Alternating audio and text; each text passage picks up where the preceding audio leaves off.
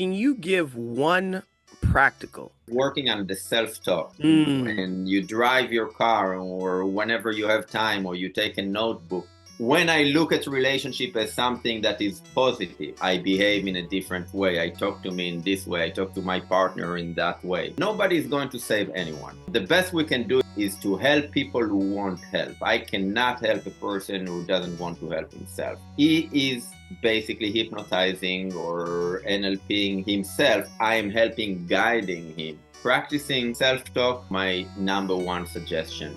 All right, now real quick, I want to talk to my aspiring authors here today. If you've ever said, I want to write a book, but I don't know where to start, then listen up. I'm hosting a live writing masterclass this Sunday, and this is your opportunity to stop waiting and start writing. In this session, we're going to map out your book and get crystal clear on your specific message. You're going to take the first step toward making your book a reality. So if you're ready to invest in your dream and finally take action, then head over to jorioneale.com/your_story_matters. Click the link below in the show notes, and I'll see you inside. Welcome back, everyone, to another lovely episode of 30 Minutes of Power, TOP, your one-stop shop for all things encouraging, entertaining, and motivating. Listening, people, it's your girl, Jori O'Neale, and I'm here with a new friend, Mr. Matan Cohen-Citron. Super excited to have you. What's going on, Matan? Life is really good at the moment. All right. Grateful. I'm in a good place. It's Friday, finish the week high after a lot of challenges. I love that. I love that. So if this is your first time joining us here at 30 Minutes of Power, this is the podcast where we unpack the stories, strategies, and mindset shifts that you need to help you step into your full potential. So we're going to deep dive today with our NLP practitioner, Matan, and we're going to talk about a little transformation, some things that we can do to heighten and increase and improve our performance and break past some mental barriers. Who knows? Matan might have his next client right here on the call. We'll see how it goes. But from my research, I was very intrigued in learning some of the things that Matan has been a part of. And so the first thing I want to do is I want to ask, how did you get started in NLP practicing? So some of the people might not know what NLP is. So that's Neuro-Linguistics Programming. And so I'm going to let Matan go ahead and explain that a little bit. And then we're going to get into a couple of juicy questions that I pulled from checking out his website. He's a very, very fun guy. Thank you. So how did I get into it? I think when I got into it, it was when I really started getting it, it was later than I got to it. I got to it way before I knew that I was in it. So when I was 22 years old, that was about 23 years ago, I knew that I want to study yoga. And I traveled the world looking for teachers. I started practicing with different teachers until I met my first teacher. He was obviously not my first teacher, but he was, when things started clicking through and things started working, shifting in my life. Otherwise, it was just like playing around with stuff and try to make them happen, but nothing really happened. And, it took me a year and I met my first teacher. When I met them, things started shifting to me. So I started realizing the power of my body, the power of the mind, the power of energy.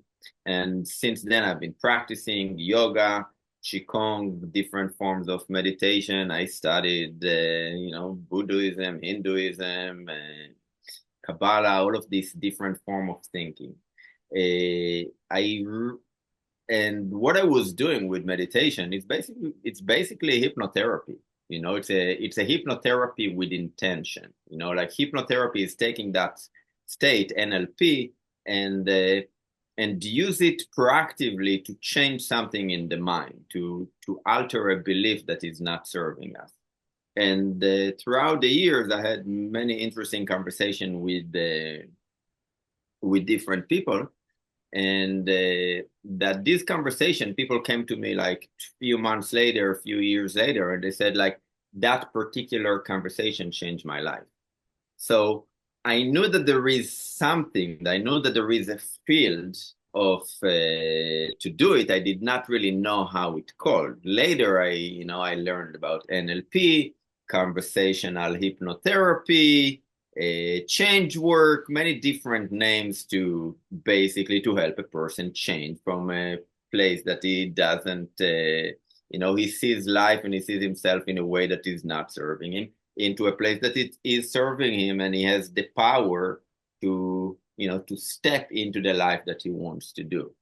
And I started, I think, about 7 years. That became my full-time gig to really, to dive in, to start taking like more serious work, trauma work, anxiety work, things like that. And, whatever, it was whatever you can bring. And now I'm a little bit moderate with the clients that I'm taking. I love that. And I know some people who are avid listeners to this podcast, you heard him say Buddhism and Hinduism, and you were probably like, what in the world is Jory doing? I am helping unlock some things in your minds. I think that there is a way for us to implement. So, Matan, in case you don't know, I'm a Christian.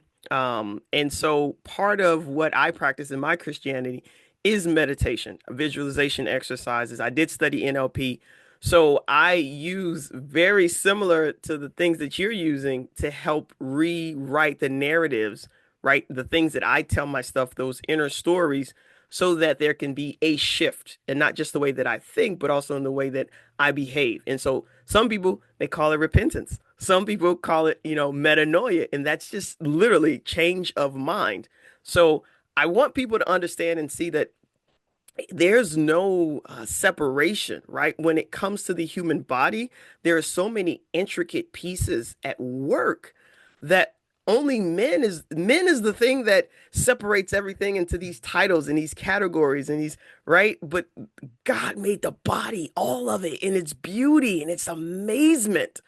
And so once we get past all of those labels, we're able to actually embrace and then to step into the fullness and become the true version of ourselves that God has created us to be. I don't think He created any of us to be less than or to feel less than.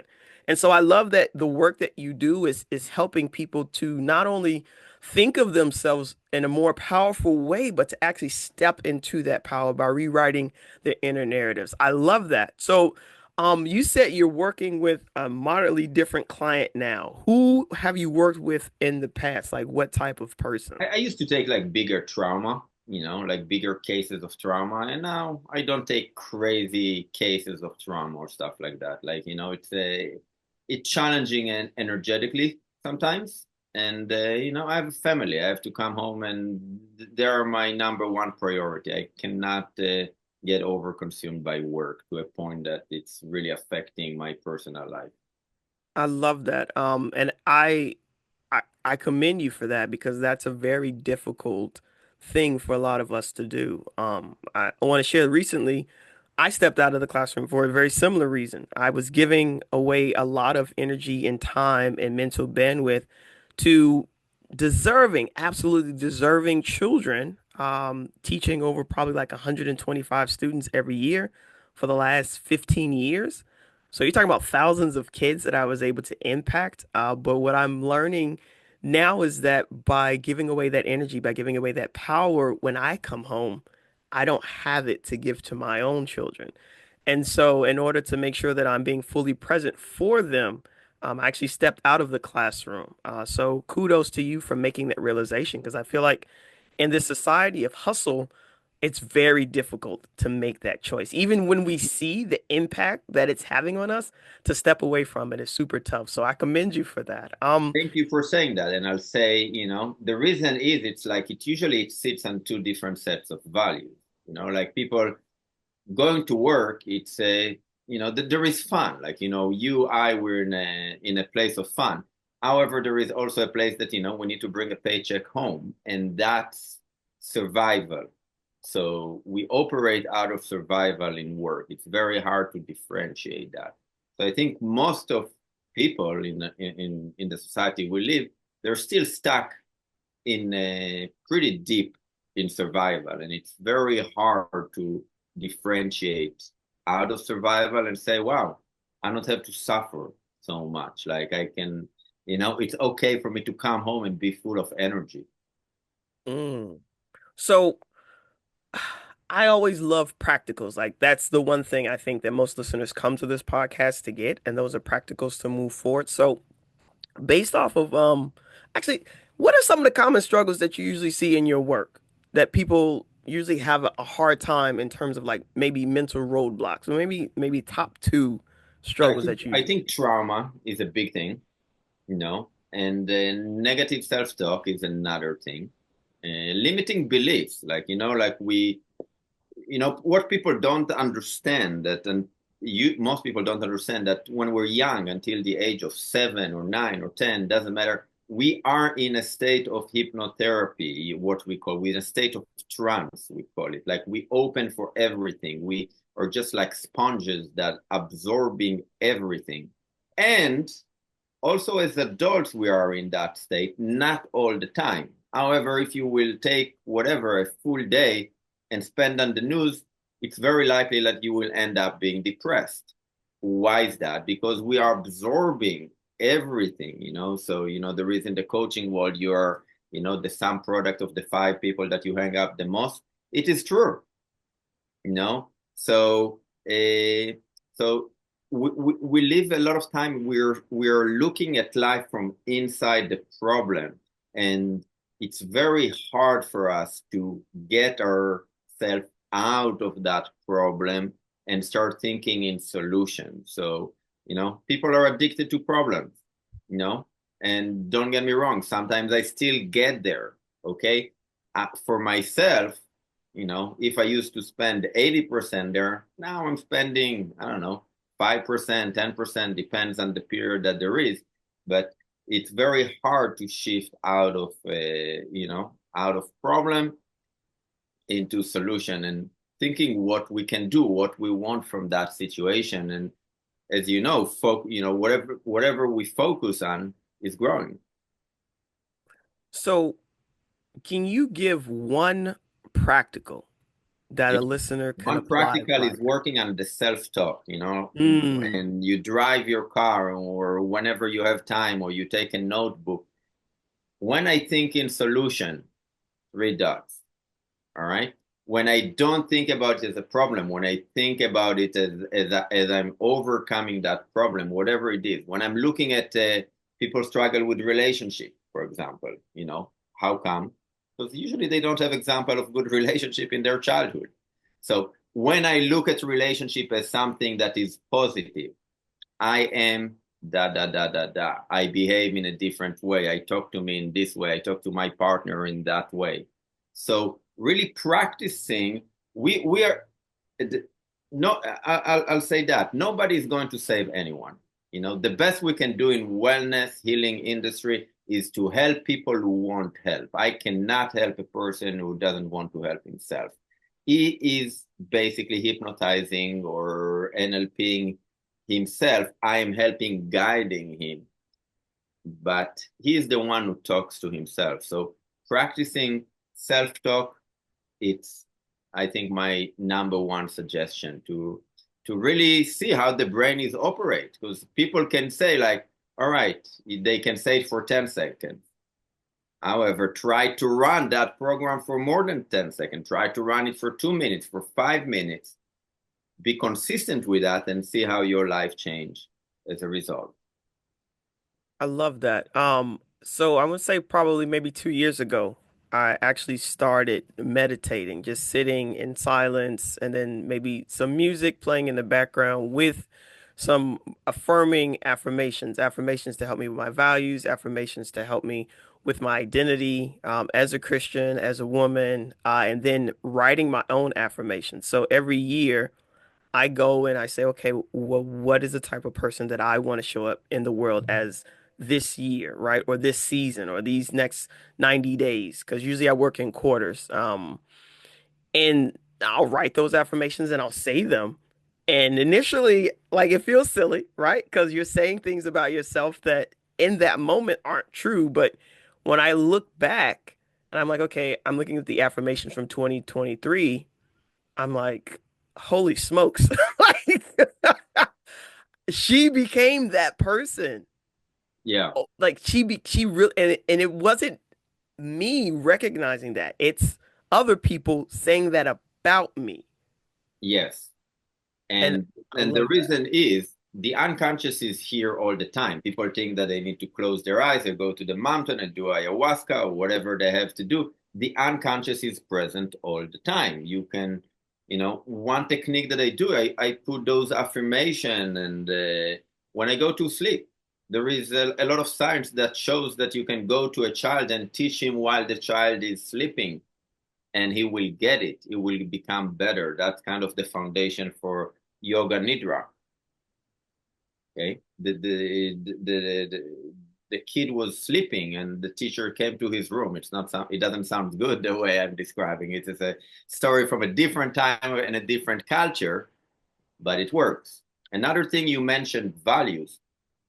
I think it's very most people say family is the most important thing, or being flexible is the most important thing, or being generous. It doesn't matter. Everybody has different set of values, and I look at it as the DNA of how we operate, and think it's very important to define values. So if you say family is the most important thing, how does it look in your personal life?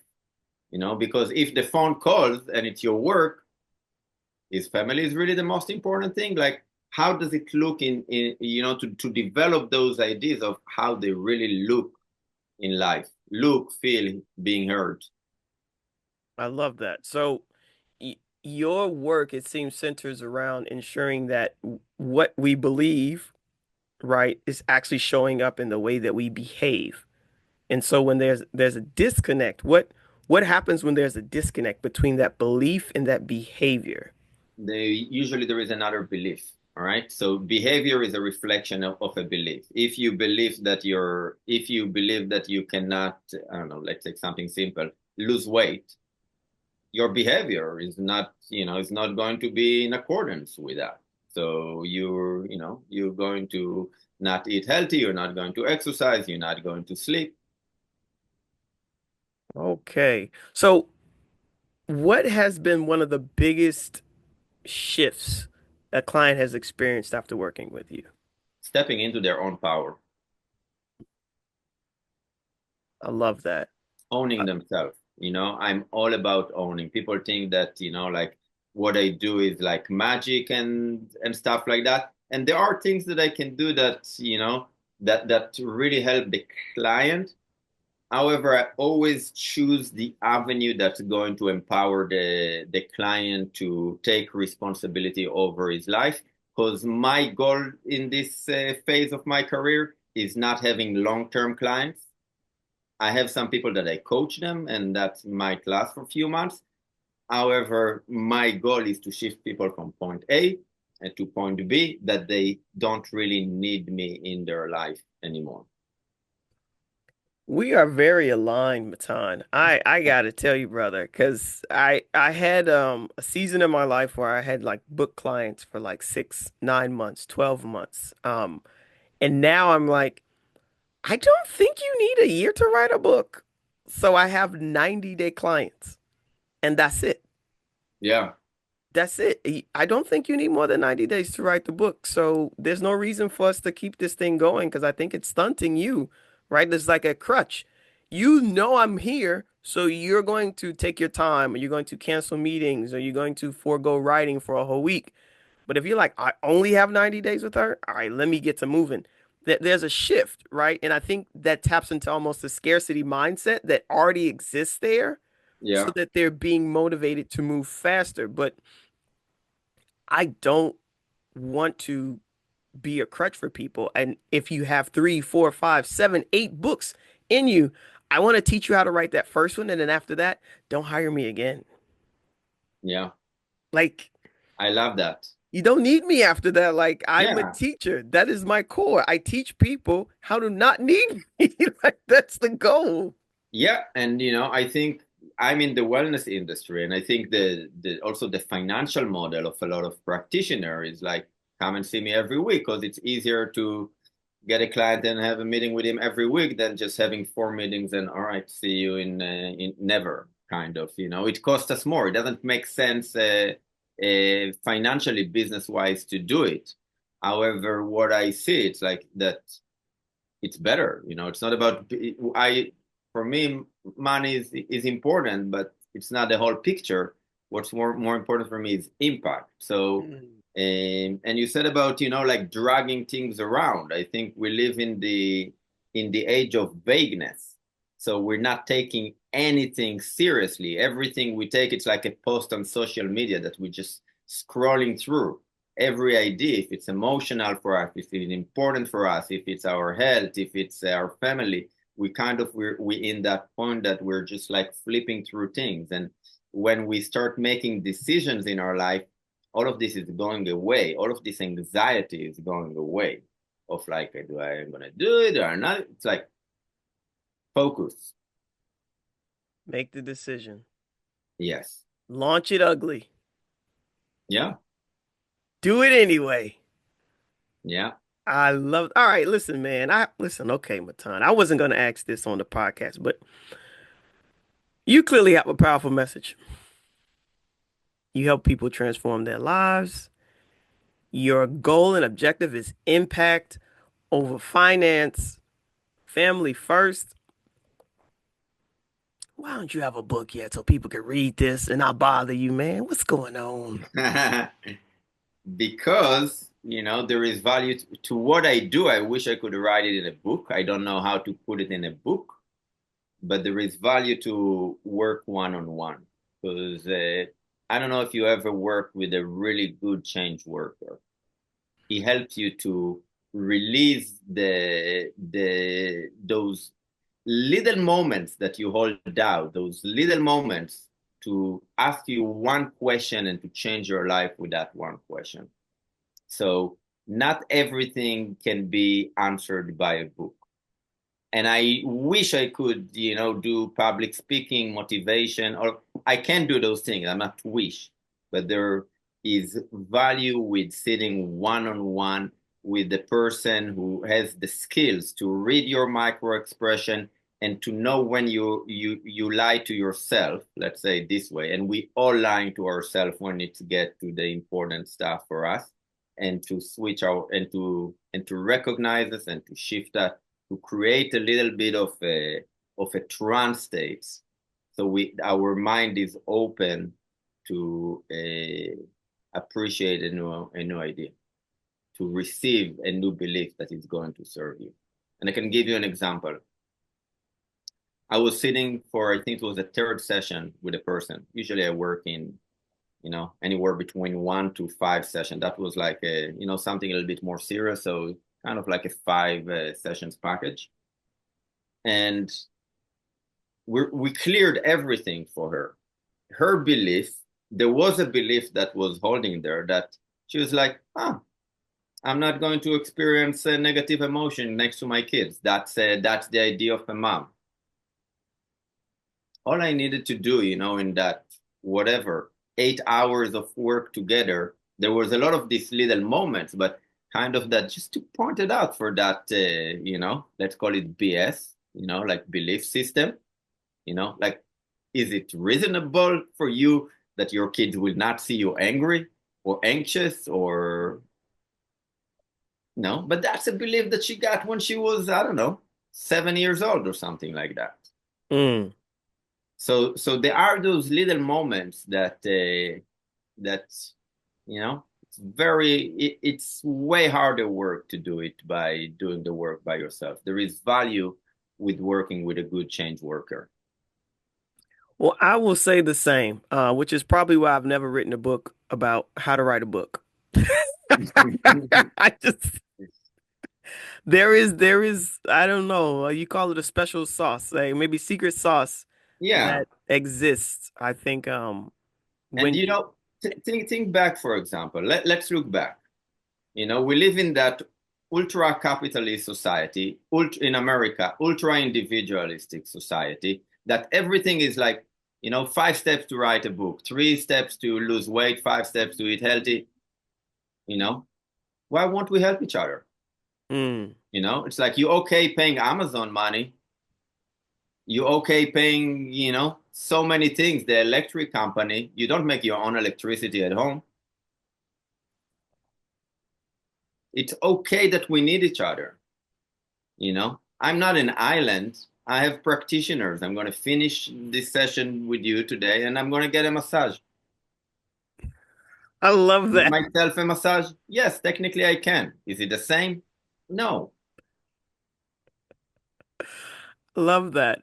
So I am a big believer in community and helping and what's this called? Reciprocity, right? This ongoing thing of generosity, then returning itself in a form of generosity toward you and keeping it moving. I will, however, say that I have found when I share my story, maybe not my methods of writing my book, but just my own personal epiphanies on how I came to this space, like how Yeah. I got here, that encourages other people to then go and pursue their own gifting to try to figure out, okay, this is what she brings to the world. I have something to bring to the world as well. Let me go figure out what that is. So I do find value in me telling my story. Maybe not my methods, maybe not my practices and my framework, but definitely telling your story. I think that's powerful. Yeah. And think about it this way. We have YouTube for, I don't know, 25 years or so. Basically, everyone can be an expert in mindset, nutrition, swimming, running, name any topic, writing. Everybody can be an expert for free. How come it's not happening? Because it's not just a logical knowledge problem.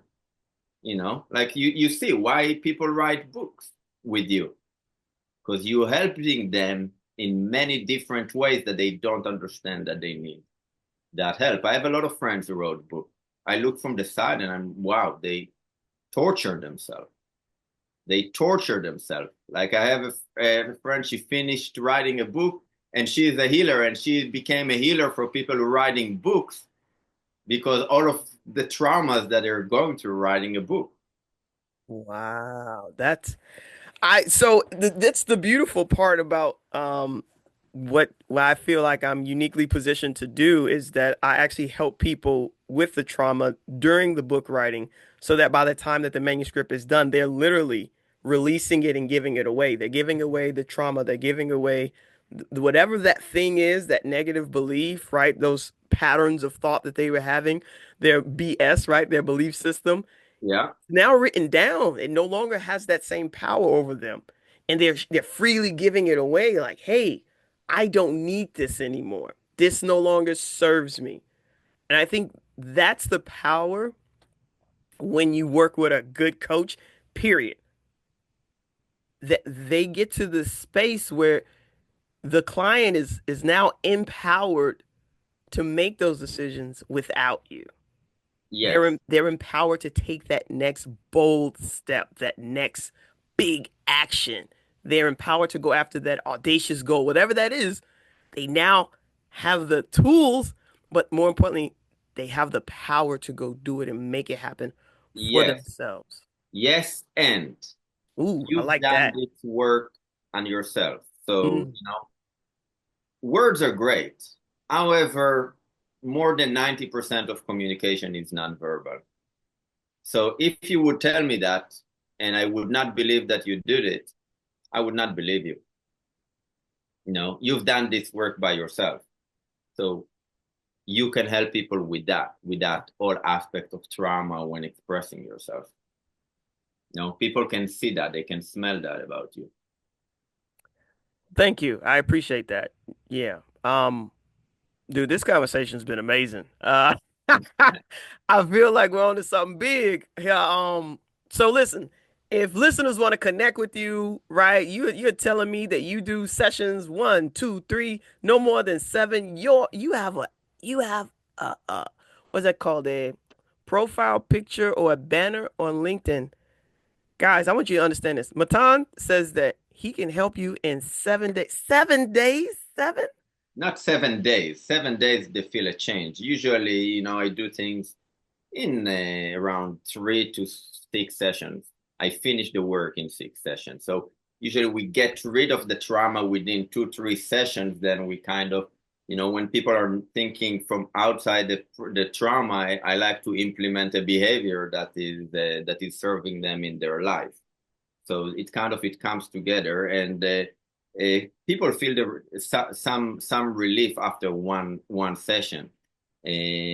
I'm interested in the full result, how they're functioning in their life, and I don't do it in a week, like doing a session Monday, Tuesday, Wednesday. I work kind of like once a week, for the first 3, 4 sessions, and then to the end, I have no problem spreading, like, to meet every 2 or 3 weeks. So what's important is how they implement the change in their life. All right. So listen, listeners, if you want to connect with Matan, where can they go to find So there you? is my website, matansmovement.com. And they can find me on Instagram, MATANS.movement. That's the handle. I have a Facebook. Pretty easy to find me. Wonderful, wonderful. Listen, if you are an individual who's been holding yourself back or struggling to get out of your own way, this episode has definitely blessed you. Why don't you be a blessing to someone else and pass it forward? Okay? Share it with a loved one, leave a review. Make sure we keep this momentum going. Until next time, be an empowered person using your power to empower others. Peace. Peace. Thank you. All right, before we wrap up today, I want to remind you, if the book is on your heart, then this Sunday is your chance to finally take that first step. Join me for a live writing masterclass, and we'll break down the book writing process and get you moving forward from idea to execution. I'm excited for you. I don't want you to miss this. So head over to jorioneale.com/your_story_matters. Thanks for tuning in to 30 Minutes of Power. We hope today's episode inspired you to take action and make a positive change in your life. Remember, your power is meant to empower others. So share this episode with someone who needs encouragement today. We'd love to hear from you. So connect with us on Instagram at 30 Minutes of Power or email us at azironsharpensiron@gmail.com. Until next time, stay empowered and keep empowering others. 30 minutes of power.